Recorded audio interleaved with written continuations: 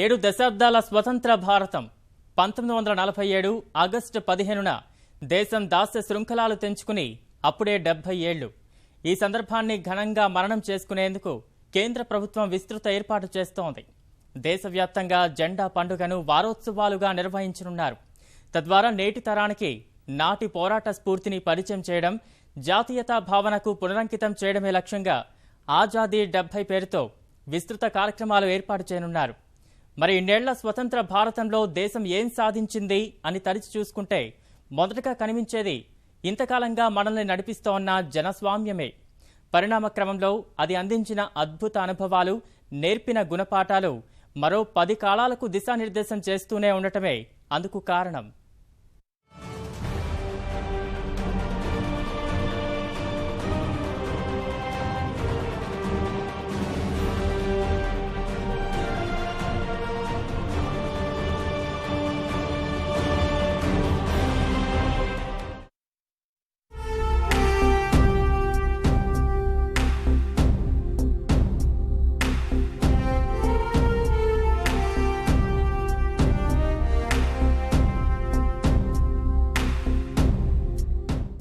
వైశాల్యపరంగా ప్రపంచంలో 7వ అతిపెద్ద దేశం, జనాభా పరంగా 2వ అతిపెద్ద దేశం. దాదాపు 130 కోట్ల మంది జనాభా, 33 లక్షల చదరపు కిలోమీటర్ల విస్తీర్ణం, 29 రాష్ట్రాలు, 7 కేంద్రపాలిత ప్రాంతాలు, 1652 మాతృభాషలు, 22 అధికారికంగా గుర్తించిన భాషలు. హిందువులు, ముస్లింలు, క్రైస్తవులు, సిక్కులు, బౌద్ధులు, జైనులు, మరెన్నో ఆధ్యాత్మిక భావనలు, మరెన్నో ఉపవర్గాలు. భిన్నత్వంలో ఏకత్వానికి ప్రతీకగా సర్వసత్తాక, సామ్యవాద, లౌకిక, ప్రజాస్వామ్య, గణతంత్ర భారతానికి సంక్షిప్త పరిచయమిది. వాటన్నింటికీ మించి ప్రత్యేకంగా చెప్పుకోవాలంటే ఈ ప్రపంచంలోనే అతిపెద్ద జనాభా కలిగిన ప్రజాస్వామ్య దేశం, పార్లమెంటరీ ప్రజాస్వామ్య వ్యవస్థతో నమూనాగా నిలుస్తోన్న దేశం. ఈ అద్భుత విలక్షణ దేశాన్ని మనకందించిన అద్వితీయ ఘట్టం భారత స్వతంత్ర సంగ్రామం. ధన్యజీవుల త్యాగఫలంగా అందిన స్వేచ్ఛా స్వతంత్రాలకు 70 ఏళ్ల సందర్భంలో నిలిచింది దేశం. ఈ సందర్భంగా చాలా మందిని అబ్బురపరుస్తోన్న విషయం ఇన్నేళ్ల భారత సుస్థిర ప్రజాస్వామ్య ప్రస్థానం. మనతో పాటే అటు ఇటుగా స్వతంత్రం పొందిన మనలాంటి పరిస్థితులే ఉన్న ఏ దేశాన్ని తీసుకున్నా ఇందుకు విభిన్నమైన పరిస్థితులు. చాలా వరకు తృతీయ ప్రపంచ దేశాలన్నీ, రాజకీయ వ్యవస్థలన్నీ అస్థిరతలకు చిరునామాలు. దశాబ్దాల తరువాత సంక్షోభాలు, వివాదాలతోనే కునారిల్లుతున్నాయి. ప్రజాస్వామ్య వ్యవస్థతోనే ప్రయాణం ప్రారంభించిన వాటిలోనూ కొంతకాలానికే కల్లోల పరిస్థితుల్లో చిక్కి ప్రజాస్వామ్య వ్యవస్థతోనే ప్రయాణం ప్రారంభించిన వాటిల్లోనూ నేటి ఆరని జ్వాలల్లో రగిలిపోతున్న దేశాలెన్నో. 2 భాషలుంటే శ్రీలంకలో 30 ఏళ్ల పాటు అక్కడ మారణహోమం జరిగింది. బెల్జియం గోచిపాతంత దేశం, చిన్న దేశం. ఫ్రెంచ్ మాట్లాడేవాళ్ళు, డచ్ మాట్లాడేవాళ్ళు ఇద్దరికి పడక ఇవాళ కూడా ఎన్నికలు జరిగితే ప్రభుత్వం ఏర్పడడానికి 2 ఏళ్లు పడుతుంది. కెనడా లాంటి దేశంలో కూడా మీకు ఫ్రెంచ్ మాట్లాడేవాళ్ళు క్విబెక్ ప్రావిన్స్లో ఉంటే అడపదడప రిఫరెండం జరుగుతూ ఉంటుంది, ఆ దేశం కలిసి ఉండాలి అని చెప్పని. మనతో ఏర్పడిన పాకిస్తాన్, మన నుంచి విడిపడిన పాకిస్తాన్ భాష కారణంగా 25 ఏళ్లలో మళ్ళీ మొక్కలైపోయింది బంగ్లాదేశ్, పాకిస్తాన్. కాబట్టి ఇవన్నీ ఆలోచిస్తే ప్రశాంతంగా ఎన్నికల ద్వారా మనకి ప్రభుత్వాలను మార్చుకోవటం కానీ ఇవి చిన్న విషయాలు కాదు. అలాంటి పరిస్థితులన్నింటికీ మినహాయింపు ఒకే ఒక్క దేశం. అన్ని అభివృద్ధి చెందుతున్న దేశాల్లానే ఎన్ని సమస్యలు వెంటాడుతున్నా నాటి నుంచి నేటికి ప్రజాస్వామ్య స్ఫూర్తిలో చెక్కుచెదరని నమూనా మన భారతదేశం. ఎన్నో దేశాలకు ఆశ్చర్యం కలిగించే అంశం, ఒక ఆదర్శ నమూనా. అదే విజయగాథ చాలా మంది రాజకీయ విశ్లేషకులు, పరిశోధకుల అంచనాలకు ఏమాత్రం అర్థం కాని విషయంగా మారింది. దశాబ్దాల పాలనలో వేల కొద్దీ తప్పొప్పులు దొర్లి ఉండొచ్చు, ఆ వ్యవస్థలు రాజ్యమేలి ఉండొచ్చు, వైకల్యాలు ఇబ్బందులు పెట్టి ఉండొచ్చు. కాని దేశం మాత్రం ఒక్కటిగా సుస్థిరమైన ప్రజాస్వామ్యంతో పరిడవిల్లుతూనే ఉంది. ఇంత ఘనమైన ప్రజాస్వామ్యాన్ని ఏర్పరచడంలో దోహదపడిన అంశాలేమిటి? ప్రజాస్వామ్యాన్ని సుస్థిరంగా కొనసాగించడంలో మిగిలిన అభివృద్ధి చెందుతున్న దేశాలు భారత్ నుంచి నేర్చుకోవలసిన పాఠాలు ఏమిటి? వీళ్లకు స్వతంత్రం ఇస్తే ఒక జాతిగా, ఒక దేశంగా మనగలరా అన్న సందేహాల్ని పటాపంచలు చేస్తూ దేశం ఈ స్థాయికి చేరడం అంత సామాన్యంగా ఏం జరిగిపోలేదు. నాటి జీడీపీ విలువ 2.7 లక్షల కోట్ల రూపాయలు. దేశ సగటు అక్షరాస్యత కేవలం 12%. వార్షిక తలసరి ఆదాయం $249.60 మాత్రమే. ఎటు చూసినా కటిక పేదరికం, ఆకలిదప్పులు తీర్చడానికే వీలుకాని పరిస్థితులు. ఎటు చూసినా సమస్యలే తప్ప అవకాశాలు కానరాని అగమ్య గోచరం. అసలు అలాంటి పరిస్థితుల్లో నాటి నాయకత్వం ప్రజాస్వామ్యం వైపు మొగ్గు చూపడమే పెద్ద సాహసం. కాని సవాళ్లన్నింటినీ స్వీకరించి అటువైపే మొగ్గు చూపారు. నేడు జనమంతా అనుభవిస్తున్న ప్రజాస్వామ్య ఫలాలకు అలా తొలి బీజం వేశారు. మీకు పోరాటం, స్వాతంత్ర పోరాటమే ఎవరో ఒకరు చేసి ఏదో ఒక వర్గం స్వాతంత్రం సాధించాలని కాకుండా, అది భగత్ సింగే కావచ్చు, అది సుభాష్ చంద్రబోసే కావచ్చు, అది ఆదివాసీల పోరాటాలే కావచ్చు, అది అంబేద్కర్ నాయకత్వంలో అడిగిన ప్రధానమైన ప్రశ్నలే కావచ్చు, లేదా గాంధీ గారి నాయకత్వం కావచ్చు. ఇన్ని భిన్న పాయల్లో స్వాతంత్రోద్యమం జరిగిన తర్వాత మేమొక్కరమే స్వాతంత్రం తెచ్చాము అనే నియంతృత్వంగా పరిపాలించేటువంటి సౌలభ్యం కానీ అవకాశం కానీ కాంగ్రెస్ పార్టీకి లేకుండా పోయింది. మరే దేశంలో ఈ సాహసం చేయాలి. అక్షరాస్యత దాదాపు శూన్యం, ఒక్క అంకెలోనే పరిమితమైంది. ఇవాళ కూడా నిజమైన అక్షరాస్యత దేశంలోనే 30-35%. మనం ఏదో లెక్కలు చెప్పుకుంటున్నాం. చదవటం, రాయటం, లెక్కలు తెలియటం, కొంచెం లెక్కలు చేయగలగటం, ఇది అక్షరాస్యత అనుకుంటే ఇప్పటికి కూడా మన దేశంలో 30% మించలేదు. నిరుపేద సమాజం.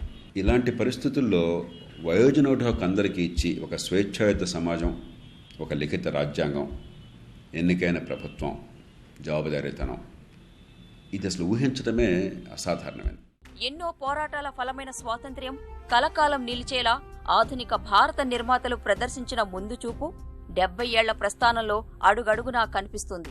అందులో ప్రధానమైనది రాజ్యాంగం.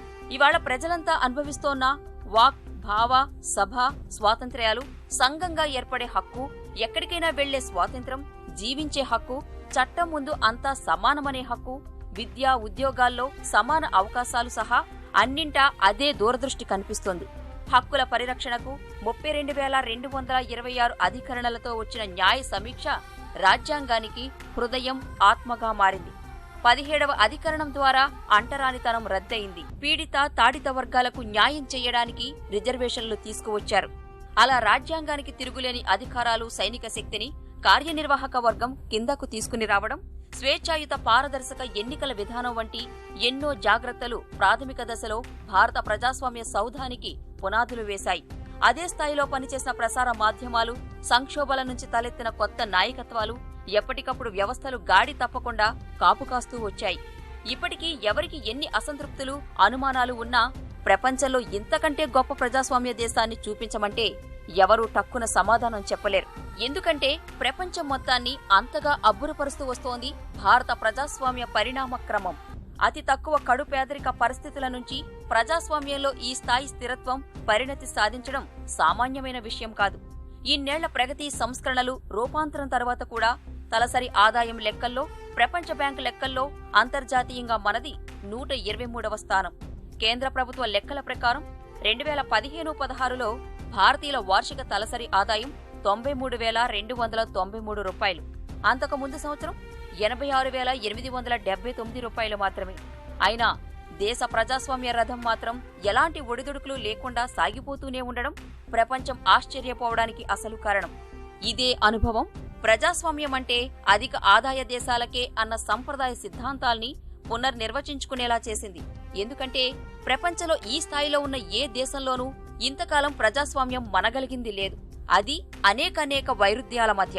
భిన్న పార్శ్వాలున్న సమాజంలో సోదరభావం ఉండదని, అది ప్రజాస్వామ్యానికి పనికిరాదని స్టువార్ట్ మిల్ వంటి వారి సిద్ధాంతాలు తప్పని నిరూపించింది మన ప్రజాస్వామ్యం ఒక్కటే.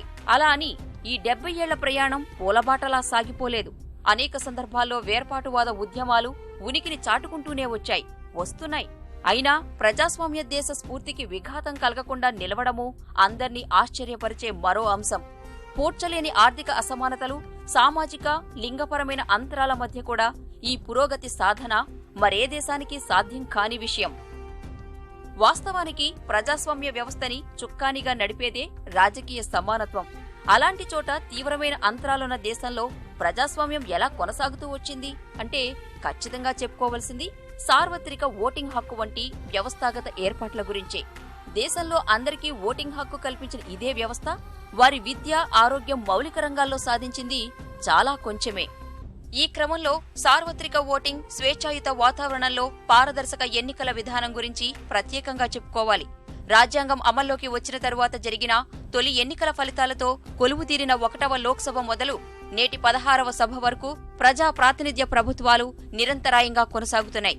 ఎన్ని వైరుధ్యాలు ఉన్నా ప్రజాస్వామ్య పార్లమెంటరీ విధానంపై చెక్కుచెదరని నమ్మకానికి అదే తిరుగులేని ఉదాహరణ. విధానాలు వేరు కావచ్చు, పార్టీలు మారొచ్చు, కూటములు, సంకీర్ణ ప్రభుత్వాలు రావచ్చు, సంక్షోభాలు వెన్నాడి ఉండొచ్చు. రాజ్యాంగం నిర్దేశించిన పరిమితులకు మాత్రం ఎక్కడా విఘాతం కలగకపోవడమే అందుకు కారణంగా చెప్పొచ్చు. ఏం జరిగినా ప్రజా ప్రాతినిధ్య ప్రజాస్వామ్యం తప్ప మరో మార్గం లేదని అందరూ అంగీకరిస్తున్నారన్నది ఆ పరిణామాలు చెప్పకనే చెబుతున్నాయి. మధ్యలో ఇందిరాగాంధీ హయాంలో చోటు చేసుకున్న చీకటి ఘట్టం, అత్యవసర పరిస్థితికి ప్రజలు ఇదే విధానంలో సమాధానం చెప్పారు. అప్పుడే చాలామంది ఇక భారతదేశ ప్రజాస్వామ్య వ్యవస్థకు అదే అంతిమ దశనేమో అని అనుకున్నటువంటి సందర్భాలు కూడా ఉన్నాయి. కానీ ఎందుకంటే ఆమె 1977 ఎన్నికలకు వెళ్ళినప్పుడు నియంతలు ఎప్పుడైనా తమ విజయాన్ని ముందు ఊహించేవాళ్ళు ఎన్నికలకు పోతారు, కానీ నియంతలు ఎప్పుడు కూడా తాము ఓడిపోతామంటే ఎన్నికలకు పోరు అనేటువంటి ఒక విశ్లేషణ కూడా జరిగేది. కానీ 1977లో జయప్రకాష్ నారాయణ్ యొక్క ఆధ్వర్యంలో ఇందిరాగాంధీ పెద్ద ఎత్తున ఓడిపోవడం, తర్వాత జనతా పార్టీ అధికారంలోకి రావడం అనేది దేశంలో ఉండే ప్రజాస్వామ్య వ్యవస్థ ఒక రెండవ దశకు చేరుకోవడమే కాకుండా ప్రజాస్వామ్య సంస్కృతి కొంత వికాసం కూడా చెందింది. మరి ఆవిడ అంచనా తప్పిందా? మళ్ళీ గెలుస్తాం అనుకున్నా కానీ ఎన్నికలు పెట్టింది ఆవిడకి వచ్చిన సమాచారం తప్పి గెలుస్తామని చెప్పి అందరూ పట్టాలు చప్పట్లు చేసిందా?